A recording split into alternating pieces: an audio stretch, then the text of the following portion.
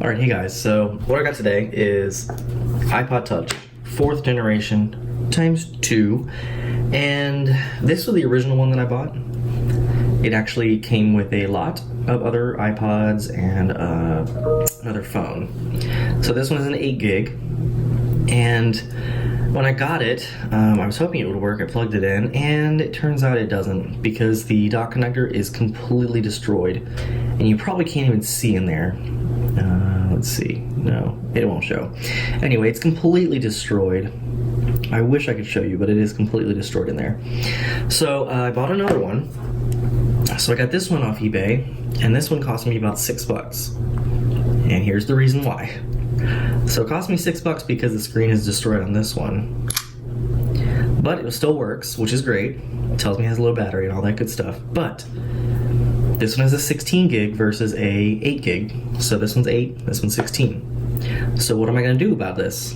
Well, first I'm gonna turn this one off, and I'm going to take the screen off of this one and put the screen on this one. So right now I'm gonna go ahead and take this one apart and get this screen off. And then we'll go into the other one and get that screen and then transplant them over.